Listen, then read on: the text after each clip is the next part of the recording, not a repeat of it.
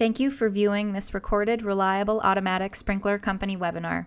Should you have any questions regarding this presentation, please feel free to contact Reliable Technical Services at 800-557-2726 or email us at techserve@reliablesprinkler.com. For upcoming webcasts and an archive of past webcasts, please visit reliablesprinkler.com/webcasts. Once again, thank you and enjoy the presentation. I do appreciate everybody joining us. Good morning to everybody, or afternoon or evening, depending upon where you may be. Thanks as always to Lindsay for the great introduction. And thanks to everyone who's chosen to spend the next hour with us. So today we're going to talk a little bit about ESFR obstruction rules. And we're going to look at particularly a recently completed research project that kind of challenged some of those current rules. And then we're going to talk about maybe some anticipated changes that we see coming for 2022.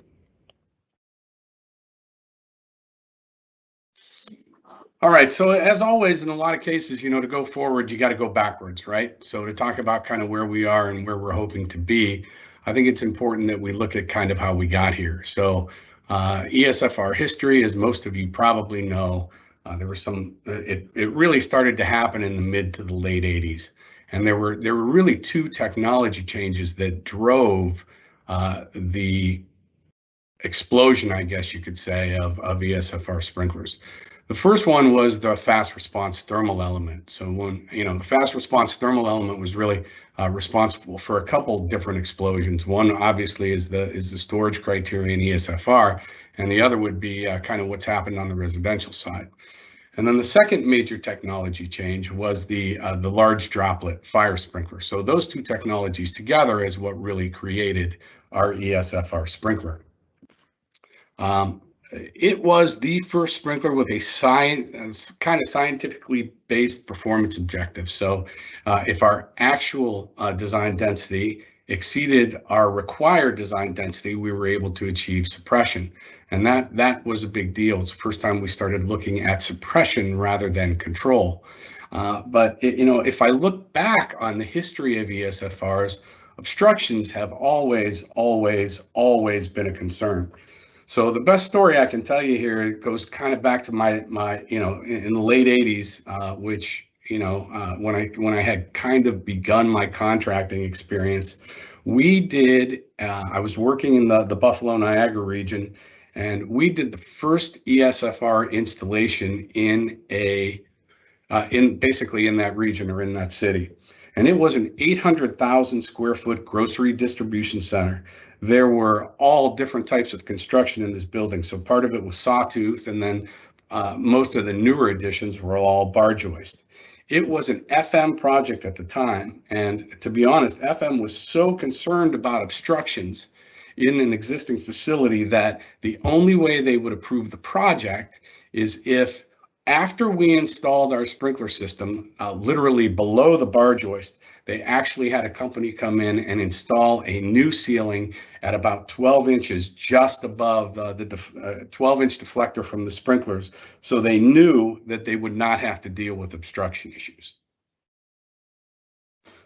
So I think the best way to kind of talk about ADD technology, or what we're talking about when we talk about ADD, it goes back to an old slide that I borrowed from our previous director of tech services, Mr. David Asplin. And as you can see, it looks very much like an old supply and demand graph that you would have seen in economics. The difference is that instead of looking at it in terms of money, we're looking at it in terms of water. So if you look at the RDD curve, the required design density, you're going to see that over the course of time, as the fire gets larger, obviously the amount of water that's required to suppress that fire also gets larger. Okay, by the same token, the actual delivered density, so if you look at the other curve, right, that curve is decreasing. So as more and more sprinklers operate, we find ourselves in a position where each sprinkler is putting out less of an overall density. So as long as, obviously the earliest that we can the earlier that we can distribute water onto the fire, the more likely we are to be able to suppress that fire. And as we start getting out of ways, you can see where that becomes a little more of a challenge. So why ESFRs? And I think, you know, the best reason when we talk about ESFRs and kind of why they have the place in the industry that they do, it really comes down to design simplicity. And for those of you that have done any design, you've dealt with the graph that you see in the picture on the right-hand side. And you know that that graph is not a standalone graph where there's only one of those that needs to apply, but there's about 50 of those in NFPA. So when we used to have to design, we used to have to, first of all, find the right graph. Then we had to find the right curve on the graph.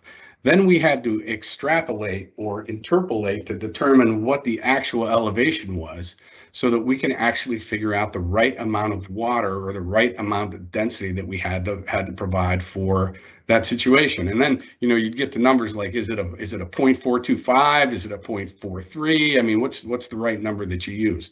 So that was a little bit of a challenge. The other thing that we don't have to do when we look at ESFR sprinklers is we don't have to determine the number of sprinklers to calculate. So we didn't have to take a large remote area. We didn't have to, you know, divide it by the number of sprinklers that we anticipate being in that area and then figure out how many sprinklers on how many branch lines that we have to calculate. It really comes down to, really, for the most part, a 12-head calculation, 4 sprinklers on each of 3 branch lines, and we're kind of good to go, right? So the other thing is rack sprinklers. I mean, not only from a design standpoint, but from an owner's perspective, when we look at rack sprinklers. The challenge with rack sprinklers is, you know, there's always the human element involved. So there's always a concern that if we locate sprinkler piping in the racks, that we're going to have to worry about some unintended discharge where somebody hits the piping with a forklift, or the product hits knocks the sprinkler off, and then we have to deal with the subsequent water damage that goes with that. And then maybe finally, and maybe even most importantly, who's kind of really driven the bus when it comes to ESFR protection is developers. I mean, developers really love this idea of having a kind of a single point design where they don't have to, they can go and they can build building after building after building after building, and they can build those buildings under the same criteria. They don't have to really discuss who the tenant is. They don't have to discuss what that tenant's going to, what they're going to store in that facility. They can take one scenario, use the ESFRs at the roof, and they know that for the most part, 95, 98% of the tenants that would go into that building are going to be satisfied. So when we look at the basics of ESFR installation, in the 2016 edition, you will find that those are outlined in Chapter 8 of the standard, whereas in the 2019 edition, those things have been moved to Chapter 14 of the standard. Now, the two editions are virtually the same in content, though there are some differences in terms of the organization of the material. So as we go forward through this presentation, my references are going to be the 2019 edition of the standard and not the 2016 edition of the standard. So what are some of the basics, right? Some of the basics are that when we're installing ESFR sprinklers, obviously we need to have flat ceilings. So at this point, it's slopes not exceeding 2 and 12. Now, I do know that there's some work being done out there to see how ESFRs are going to perform under slopes that exceed 2 and 12, but I think it's going to be a little while before we see what those results look like, or we see them represented in the standard. We know that we have to locate the sprinkler parallel to the ceiling, and we know that there's going to be minimum and maximum spacings required. The minimum spacing is always going to be the same. The minimum spacing between sprinklers is always going to be 8 feet. The maximum spacing is going to vary depending upon the height of the building. So if we have a building that's 30 foot or less in height, then we are looking at a maximum of 12 sprinklers. 12 feet between sprinklers. But if we are looking at a building that exceeds 30 feet in height, now we're looking at a maximum spacing of 10 feet between sprinklers. So we can use ESFRs in both obstructed or unobstructed construction. There are some challenges when we get to unobstructed construction, however, and we'll talk a little bit about those with a little bonus slide at the end. So this may fall under the category of things that only interest me, but I just kind of thought this was an interesting scenario, right? There's only one sprinkler that I can think of where the deflector distance varies depending upon the K factor or the orientation, and that would be an ESFR. So if we have a K14 or a K17 ESFR, our minimum deflector distance is going to be 6 inches and our maximum is going to be 14 inches, right? But if we go to a larger K factor, a K22 or a K25, our minimum deflector distance drops, it stays at 6 inches, but our maximum is now increased to 18 inches. And then if we look at upright sprinklers in general, whether it's a K14 or a K17, the minimum and maximums are still different. So we have a minimum of 3 inches and a maximum of 12 inches. So what are the challenges when it comes to ESFR sprinklers? Well, you know what? I'm really glad you guys asked me that. Well, here's the issue. ESFR sprinklers, as we just talked about, they have very, very tight spacing options. So we can go anywhere from, like I said, when we get to buildings over 30 feet, we have a minimum spacing of 8 feet. We have a maximum spacing of 10 feet. And as a result, it's a very narrow window. So now when we add in difficult obstruction rules, it becomes an issue. So if we have maximums of 8 and 10, and then we have scenarios where we need to be a foot off, or in some cases even 2 foot off an obstruction, you can see where that becomes a big deal. So on top of that, the rules to avoid the obstructions can sometimes be fairly complicated. For example, we know that we have a maximum spacing that cannot exceed 12 feet, but let's say we had a building that was 40 feet in height, and we were spaced at, let's say, 10 by 10. Well, you can see here where there's a caveat that it allows us to move our sprinkler up to 1 foot. But when we move that sprinkler to 1 foot, now we end up with a sprinkler that's spaced at 110 square feet, and it exceeds the maximum of 100 square feet that we're limited to. And when that happens, then what we have to do is we have to go to adjacent sprinklers and make sure that the actual spacing between that sprinkler and the adjacent sprinkler, that the average spacing doesn't exceed 100 square feet. Okay. In addition to that, then we also have to go to adjacent branch lines. So if we move sprinklers on one branch line, then we have to kind of move them on all branch lines. And we want adjacent branch lines to essentially have the same pattern. And then maybe even the biggest caveat is when we install the sprinkler parallel to the joist, if you've already moved a sprinkler on that branch line that's installed parallel to the joist, you're not allowed to move the branch line. So you can see where this would create some very, very difficult scenarios for a designer as he's trying to figure out how to lay out ESFR sprinklers. So when we look at obstruction rules, it really comes down to this figure and this table. So 14.2.11.1 is going to tell you in the figure, right, that there is a horizontal distance A that you should be off the side of the obstruction. And depending upon what that horizontal distance is, there's a vertical distance B that your deflector is allowed to be above the bottom of the obstruction. Okay. And then the table then shows correspondingly what those numbers actually are. So for example, if we had a distance from the side of the sprinkler to the obstruction of 1 foot to 1'6", our maximum allowable distance for the deflector above the bottom of the obstruction would then be 1.5 inches. So in this scenario, there are really two things that we talk about when it comes to obstructions, two different types of obstructions. There are isolated obstructions and there are continuous obstructions, okay? Isolated obstructions, as defined in the standard, are where only one sprinkler is affected.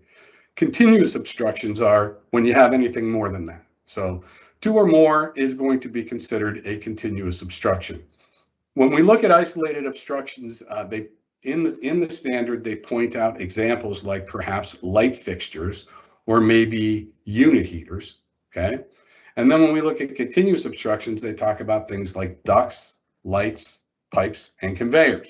Okay, so again, there's two scenarios here. One is this is one of those scenarios where NFPA kind of establishes the rule, and then as long as you comply with the table or the rule, you're good to go. And then they give you some exceptions to work outside the rule. So the rule is really this: you can comply with the table and the figure that we talked about, right? Or you can add sprinklers below the obstruction. That's kind of the rule, okay? And then the exceptions to the rule are, we'll talk about a little bit as we go forward with some slides.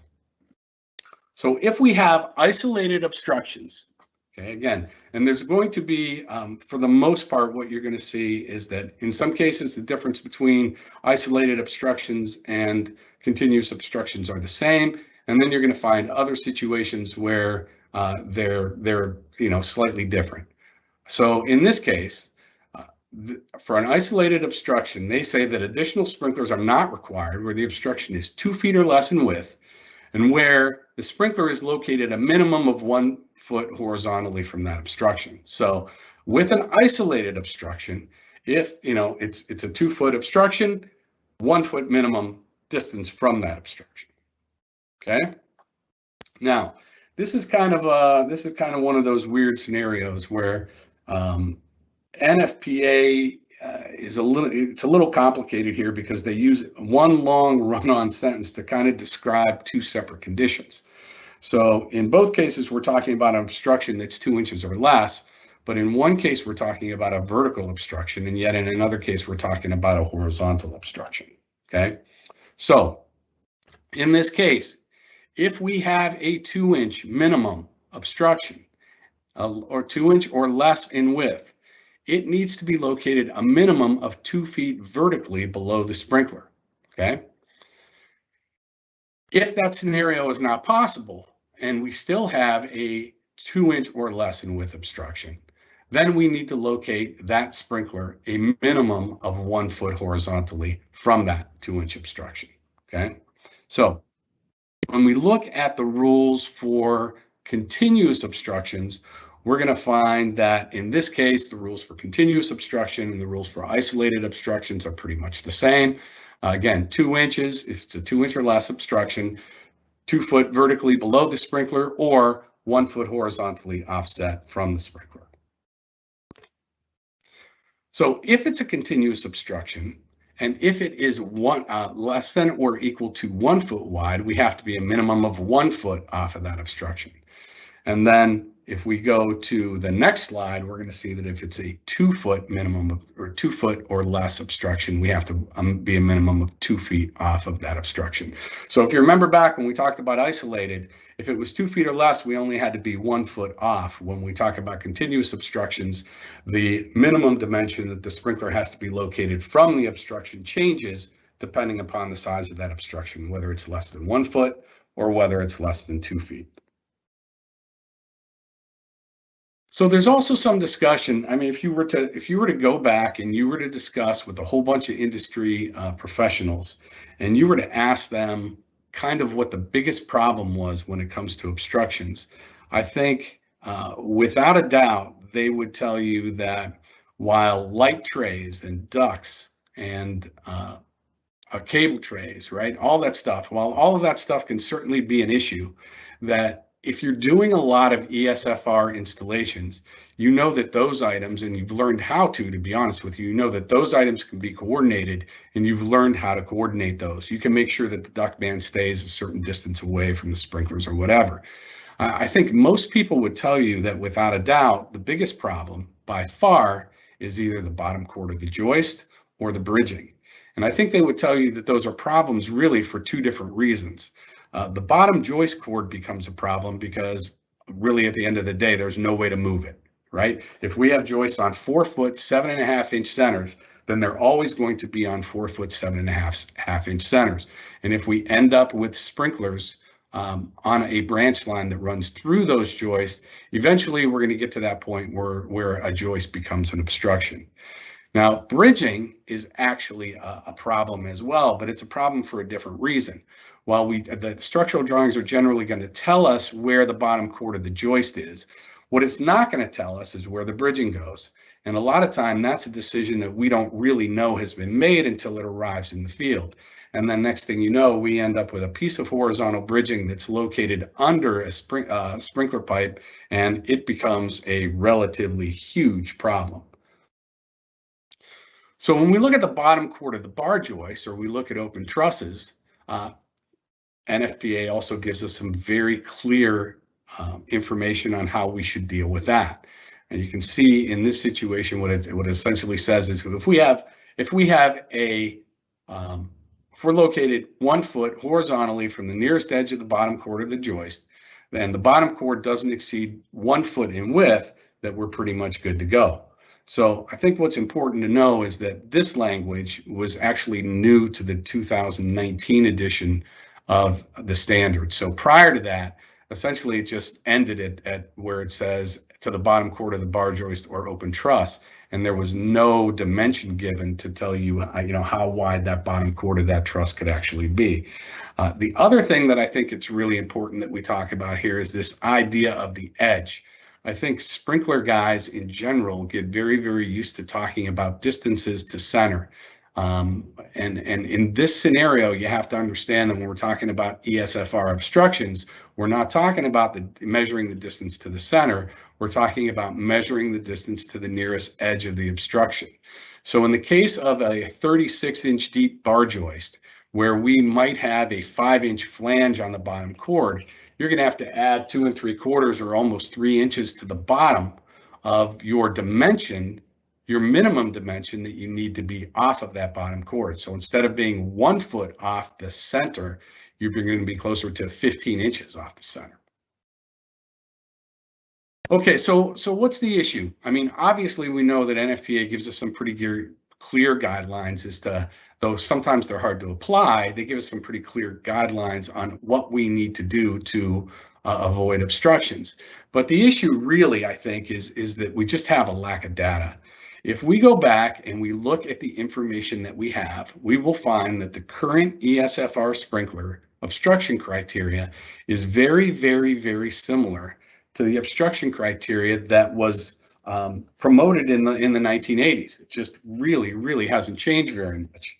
And so the question is that the right data? I mean, are those rules good? Are they not good? Or should we be doing something else? Okay. And the problem is that when we go back and we look at fire test data for ESFR sprinklers, we find that the test data, first of all, is fairly limited. There's just not a ton of information out there that shows how obstructions affect distribution patterns of those sprinklers. And then maybe even the bigger challenge is we find that when we do find data, that most of that existing data is built around older sprinklers. And, again, just another aside, is it data or is it data? Well, I guess it depends on where you come from. So I actually had to look this up because, some things just bother you, right? So in the US, it tends to be data, but data is acceptable. And, obviously, if you're in the UK, data is much more likely to be used, but data is acceptable. And if you're on the next generation of Star Trek and you're Captain Picard, it's always, always data. So just a little extra takeaway. All right, so here's our scenario. We know we have this problem. We know that we have this challenge when it comes to obstructions. And so what do we do about it? Well, enter the Fire Protection Research Foundation. And for those of you that aren't aware, the Fire Protection Research Foundation is an independent research affiliate of NFPA. So they have their own 501c3.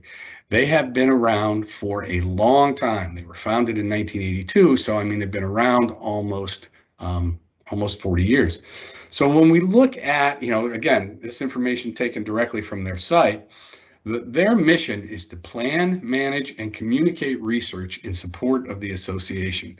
So I would say what they really do is they survey various stakeholders in the fire protection community, right? They try and uncover issues or problems that they think or that the industry thinks needs attention. Think residential sprinklers and slope ceilings as an example, right? Then they go out and they find funding for research that's required to maybe evaluate that situation, okay? They perform the research, and then they communicate that information back to various members of technical committees so that we can then go forward and modify what it looks like as the standards change. So again, they're in this situation, they had to attempt to answer one primary question when it came to obstructions, and that, it's kind of the Goldilocks thing, right? Is the bed too hard? Is it too soft? Or is it just right? Or in the case of the Fire Protection Research Foundation, are the current guidelines for ESFR obstructions, are they insufficient? Are they sufficient? Or are they overly rigorous? Yeah, easy for me to say, right? Overly rigorous. So this was a 4-phase project, and this project took a really long time. So it actually started in 2014. It was not complete until 2019, so over a 5-year project. So let's just take a few minutes and kind of wander through what the research project looked like. So phase one, I would say it really was more of an information search or a literature review. Okay, so they went back and they looked at ESFR sprinklers and they said, well, how have they actually performed in fire conditions? What were the biggest issues when it came to obstruction criteria? What field scenarios were most difficult to overcome? And then I think the second thing they tried to do in phase one was they knew that they were going to have to do some testing, and they wanted to make some recommendations to see what that testing might look like. So phase one findings, okay, these were the conclusions that they drew. First of all, they found that, no surprise to anybody, there just really wasn't enough testing out there to confirm that the existing obstruction criteria we had was appropriate, okay? They decided that to do full-scale fire tests, they had to pick kind of one scenario and then build those full-scale fire tests around that scenario. And the scenario that they chose was 40-foot ceilings, 30-foot storage, utilizing standard Group A plastics. Okay, they also felt that an acceptable test would require that no more than 8 sprinklers operated or activated. So essentially, when it comes to ESFRs, we have a 12 sprinkler design. If 8 sprinklers activate, we know that we essentially have a 50% safety factor built into our design. They decided that K17 ESFRs would be the best choice for testing. Okay, and they decided that even though bar joist and bridging were kind of the biggest issues, that there were other obstruction criteria that needed to be considered as well. Okay. They did not choose K14 ESFRs initially, but they felt that because of some legacy issues that it was important that we consider what K14s look like and how they perform going forward. So that kind of took us to phase 2. And phase 2 testing parameters, again, they decided to use K17 ESFR sprinklers. And K17s were really chosen for 2 reasons. The first was because if you were to look at sales, I don't know if that's still the case, but at the time of the testing, they were certainly the most popular. And then secondly, their feeling was that since K17s have smaller droplets than K22s or K25s, they were more likely to be carried away by the fire plume or affected by obstructions. So if a K17 was able to pass a particular test, then a K22 or a K25 would be able to pass that test as well. In phase 2 testing, they did 22 ADD tests and 5 full-scale fire tests, okay? So some pretty significant testing going on there. And we look at ADD testing, this is what that testing looked like.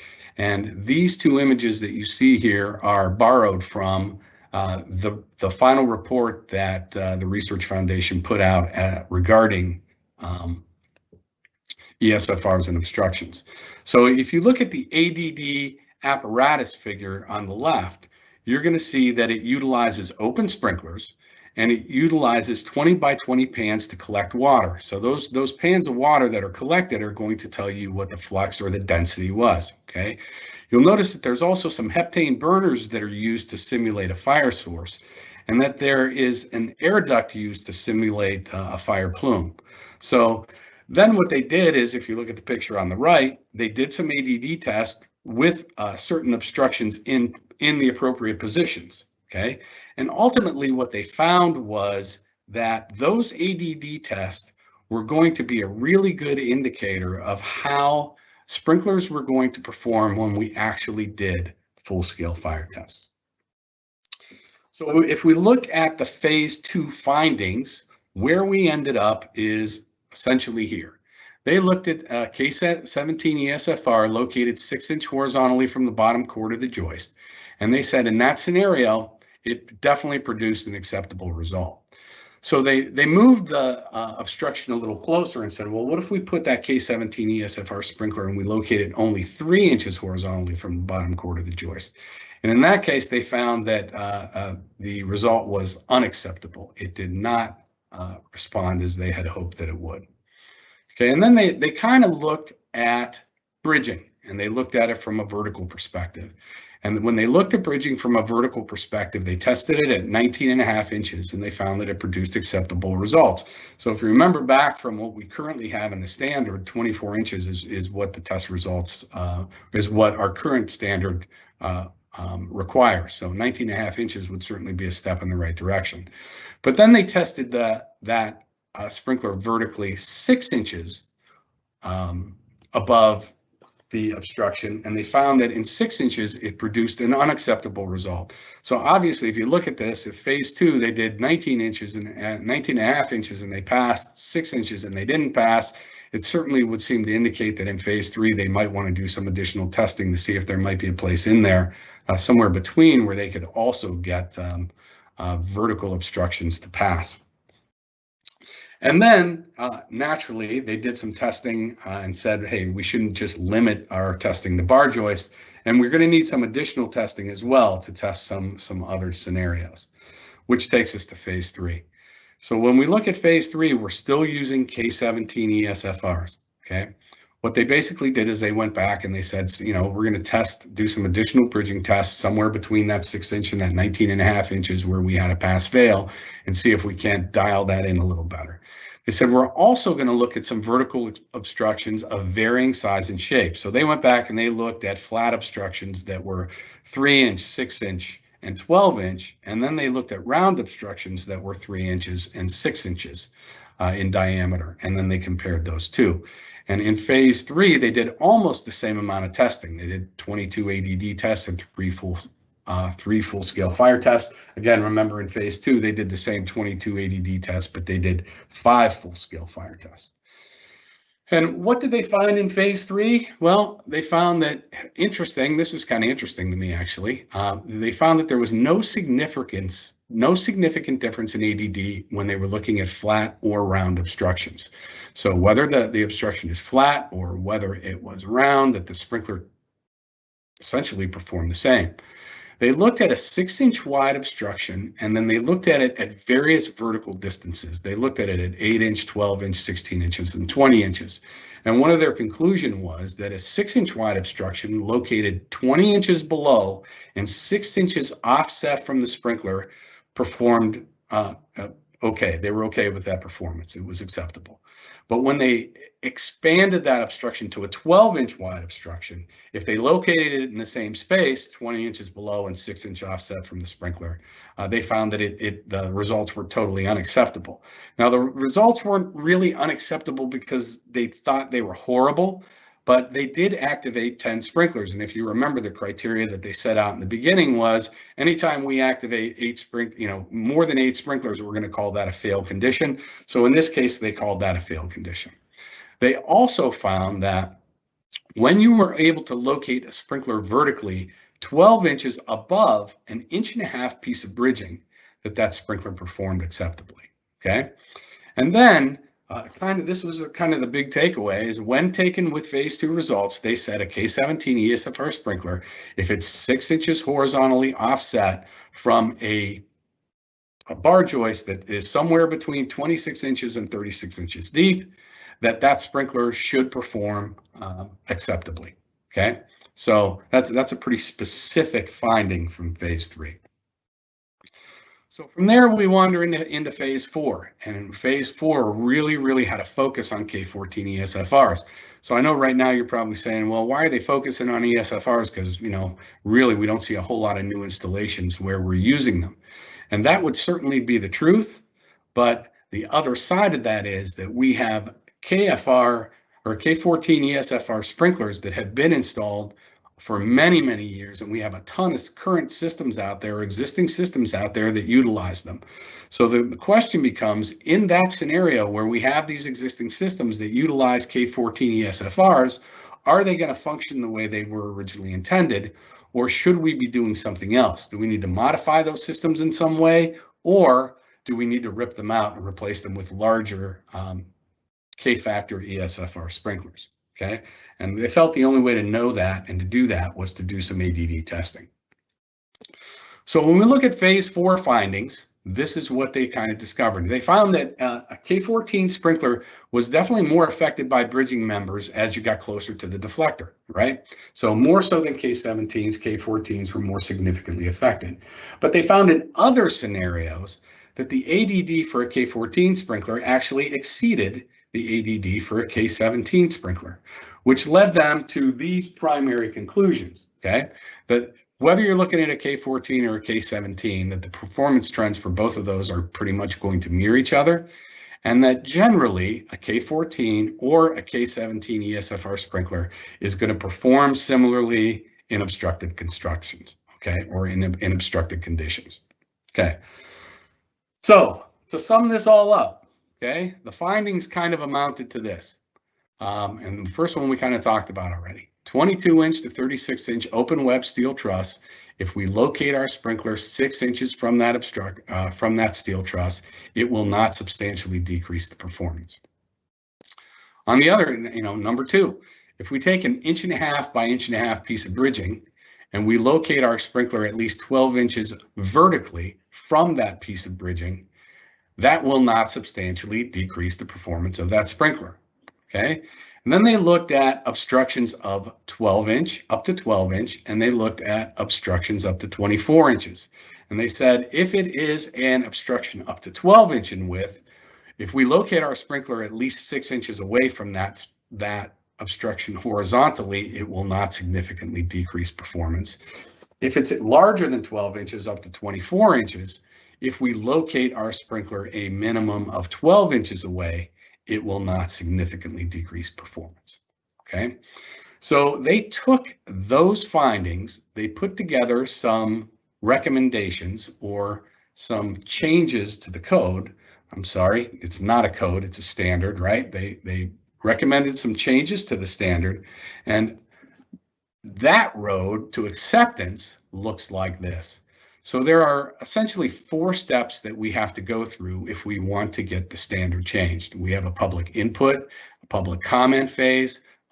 Anybody can be involved in the public input stage. I know that our Vice President, Steve Wolin, always suggests and lets us know when the public input stage is open, so that if we have any issues that we think are outstanding, hey, throw it out there and let's see what happens, right? So the information in the public input stage is open to everybody. There's a public comment stage, and then once it gets through the public comment stage, it moves to the NFPA technical meeting, and then finally there's either an appeal or they issue the revised standard. So at this point, we are in phase 3. So we are at the point where the next step will be the NFPA technical meeting. And the bottom line is there has not been a lot of pushback to any of the changes that the Research Foundation suggested. And the expectation is that going forward, what I'm going to tell you next is going to be reflected by the next standard. So what's coming in 2022? As a result of the Fire Protection Research Foundation project, we expect that we are going to see changes to each of these categories. So isolated obstructions below the sprinklers, continuous obstructions below the sprinklers, and then we expect to see a new section on conveyors. Okay, so when it comes to isolated obstructions, the 2019 edition essentially said if it was 2 foot wide and we were 1 foot away from it horizontally, we were good to go. The 2022 edition really says the same thing. The only difference is you can see is there's a slight language change there that indicates below the isolated non-continuous obstruction. Apparently they felt that the language initially wasn't specific enough, and they have certainly worked to remedy that. The other scenario that they dealt with is this idea of isolated obstructions with this kind of complicated rule where they show kind of 2 different scenarios, okay? And now what they've done in the 2022 edition is they've suggested breaking it into 2 separate means of criteria. One is the first issue, and we'll deal with that one first. They said where the obstruction is 2 inches or less in width and located a minimum of 2 feet below the elevation of the sprinkler. That has now will be changed to say that where the obstruction is 1.5 inches or less in width and located a minimum of 1 foot below the sprinkler. So you can see that in this case, the obstruction has gotten slightly smaller. I think, it went from 2 inches to 1.5 inches, I think to show what's more representative of the type of bridging that we typically run into in the field. But in this case, the vertical distance from the sprinkler has decreased pretty dramatically. So we've gone from 2 feet all the way down to 1 foot in terms of vertical dimension. Okay, the second issue was if we had an obstruction that was 2 inches in width, right, we had to be positioned a minimum of 1 foot horizontally from the sprinkler. And you can see when we get to the 2022 edition, both of those numbers have changed. So we've increased the size of the obstruction to 6 inch, and we've decreased the minimum distance from the sprinkler to 6 inches as well. So it used to be 2 inches and 12, now it's 6 inches and 6, okay?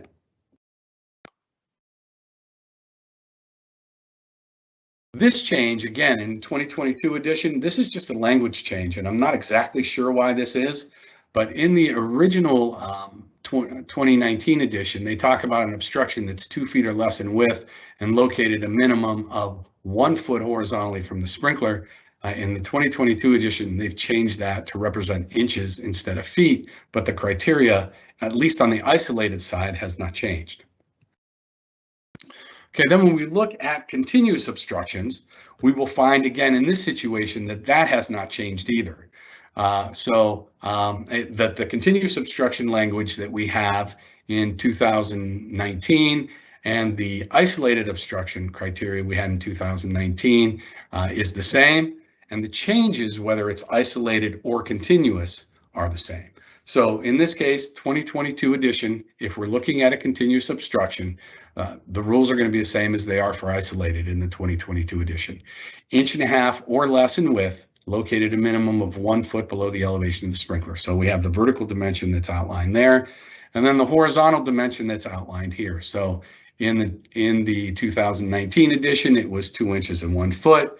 And again, in the 2022 edition, if that obstruction is 6 inches or less in width, we're going to be able to locate that sprinkler. As long as we locate it at least 6 inches horizontally, we are going to be good to go.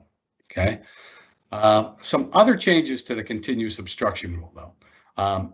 Additional sprinklers not required in the 2022 edition where the obstruction is 24 inches or less in width and located a minimum of 12 inches away. If you remember that in the 2019 edition, when it came to continuous obstruction, isolated obstructions allowed that same scenario, 24 and 12, but in a continuous obstruction scenario, it was 24 and 24, right? 2 foot and 2 feet.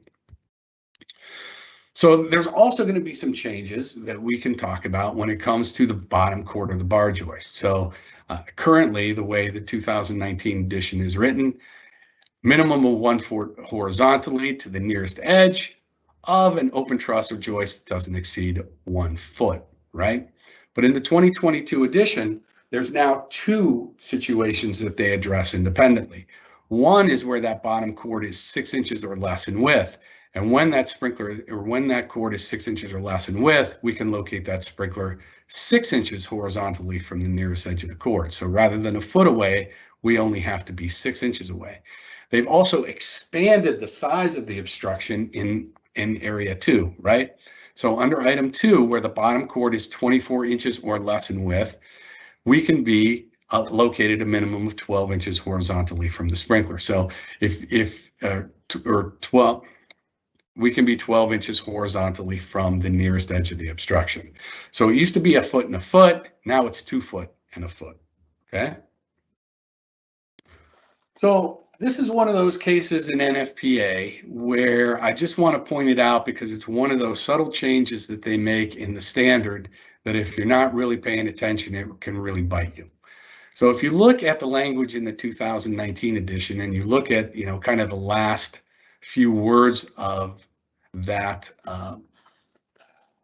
that clip, it's going to say that, 2 or more adjacent sprinklers such as ducts, lights, pipes, and conveyors. But then when you look at the 2022 edition, you're going to see that "and conveyors" has been removed.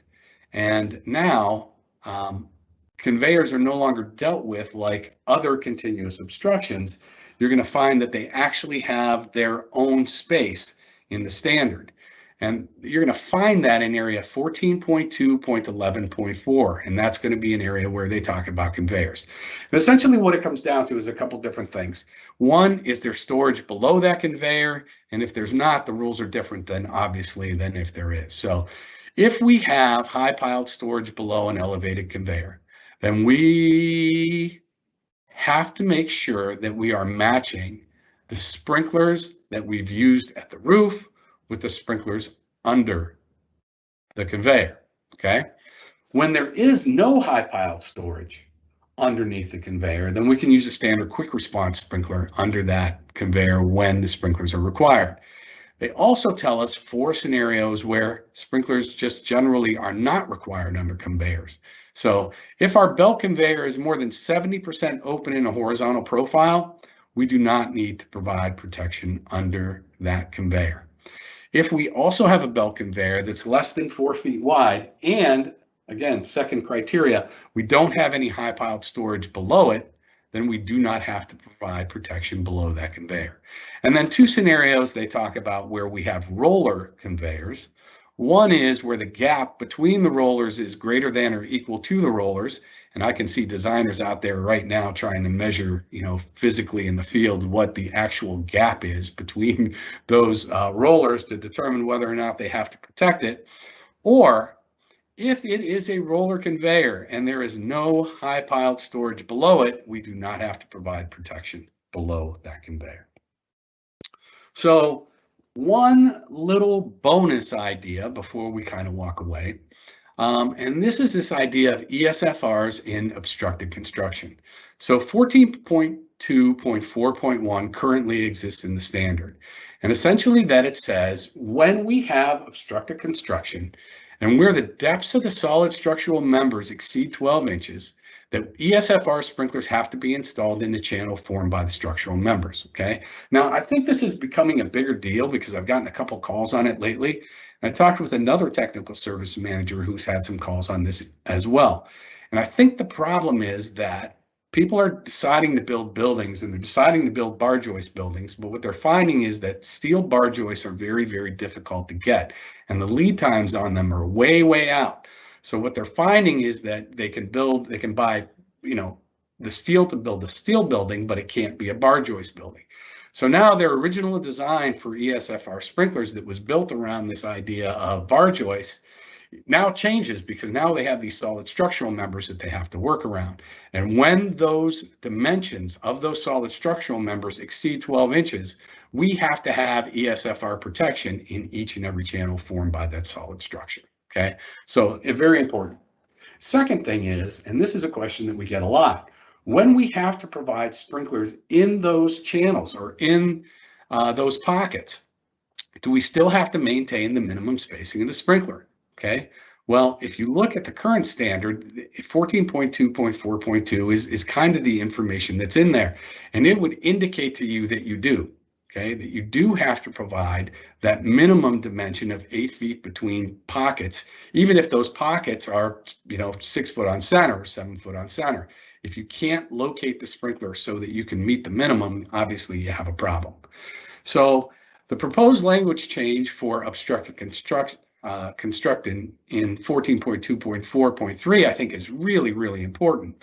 And essentially what it says is that if we are providing protection in those individual channels, and if we are able to locate those sprinklers so that they are entirely above the bottom plane of the adjacent solid structure, okay, that those minimum dimensions don't need to be met. So in other words, that 8 foot minimum spacing, if you had a 7 foot channel, you put a sprinkler in each of those channels. And when you locate it in that channel, you're able to locate it above the bottom plane of the structural members that surround it. You do not have to meet the minimum. So I think that's a really important change that you're going to see, even though it's not necessarily about obstruction claim, but I think it's a really important claim that you're going to see from a really important change you're going to see in the standard in 2022. And so with that, that is pretty much all I have. As always, if you have any questions, obviously, if you haven't put them in the chat at this point in time, no problem. There is always an opportunity to reach us either on the phone at 1-800-557-2726, or you can reach us on the email at the email address that's listed on the slide there. So as it just happens to be, tomorrow and Friday, I will actually have phones. So if you have any questions on this topic, or you just want to chat about kind of the ideas that have presented here, I welcome you all to give me a call. And with that, I will send it back to Gary, maybe? Yes, sir. Thank you, George. That was awesome, dude. There are no questions in the chat box. We dispatched a couple during the course of the meeting. Those are taken care of. And I don't know if everybody else is getting this feedback or if it's just me. But that last point that George made about the sprinklers now being allowed to be less than 8 feet on center, don't overlook that. That's always been a problem, particularly in like the spec warehouse buildings where maybe your first line of sprinklers is 7.5 feet off the wall, whatever it is. That demising wall goes in between 2 rows of sprinklers, and you're overspaced now to one side of the wall. Generally, is what happens, and it was always a problem. You try to put a line of ESFR sprinklers a foot off the wall. Do you stagger them to try and get 8 feet apart? Now the standard will allow them to be closer than 8 feet, and you may need to install a baffle between those sprinklers, but at least we now have a solution. So that's one that I think, as George mentioned, is going to be important moving forward. So short of that, no questions.